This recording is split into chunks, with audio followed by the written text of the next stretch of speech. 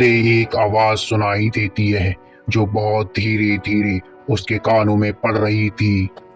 कोई है, मुझे यहाँ से बाहर निकालो, मेरा दम घुटता है यहाँ पे, निकालो मुझे बाहर। रिया। भरतपुर। पुराने लोगों का कहना है कि कुछ हवेली ऐसी होती हैं जिन हवेली में कुछ पुराने राज होते हैं जो कभी सामने नहीं आने चाहिए, लेकिन कुछ अगर राज दीवार के अंदर छिपे हों तो क्या होगा? क्या तुम सुनने के लिए तैयार हो दीवार में छिपी आत्मा की सच्चाई?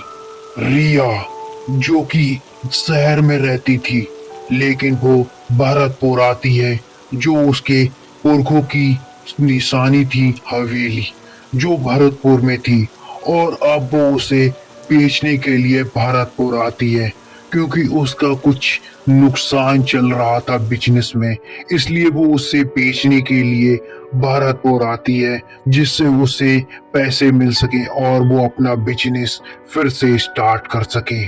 लेकिन उसे उस हवेली के बारे में कुछ भी जानकारी नहीं है, क्या पता उसके साथ क्या हो जाए। लो भाई, ये है हवेली, क्या एंटिक पीस है, इसके तो मुझे काफी बढ़िया मिल सकते हैं पैसे। चलो मैं इसे अंदर से देखती हूँ। और रिया इतना कहकर उस हवेली के अंदर जाने लगती है।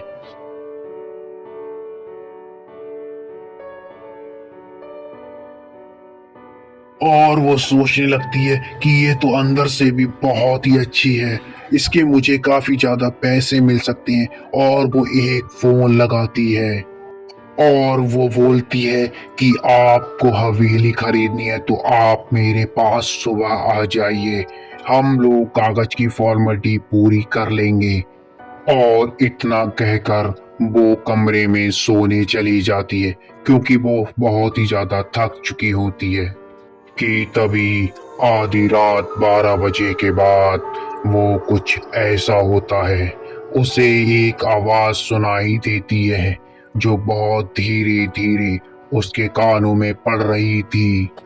कोई है, मुझे यहाँ से बाहर निकालो, कोई है, मुझे यहाँ से बाहर निकालो, मेरा दम घुटता है यहाँ पे, निकालो मुझे बाहर।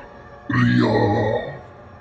और इतना सुनकर रिया की आंखें खुल जाती है और वो सोचने लगती है कि ये आवाज किसकी आ रही है, कौन मेरा नाम पुकार रहा है, यहाँ तो कोई नहीं है, लगता है मेरा वहम है। कि तभी रिया को वो आवाज और तेज सुनाई देने लगती है। और अब रिया उस आवाज को सुनकर उसकी ओर बढ़ती है और वो क्या सुनती है। तो ये आवाज इस दीवार से आ रही है और इस दीवार में ही कुछ है। मुझे इसकी सच्चाई जानने के लिए इस दीवार को तोड़ना होगा। और अब रिया उस दीवार को तोड़ने के लिए एक हथौड़ा लेकर आती है और उस दीवार को तोड़ने लगती है।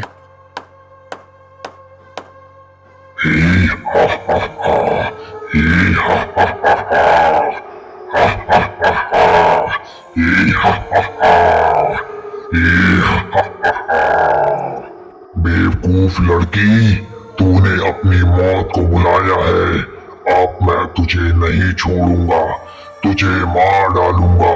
20 साल पहले तेरे पुरखों ने मुझे इस हवेली की दीवार में चुनवा दिया था और तब से मैं बदला लेने के लिए सोच रहा हूँ, और आज मैं आजाद हुआ हूँ और अब मैं तुझसे बदला लूंगा।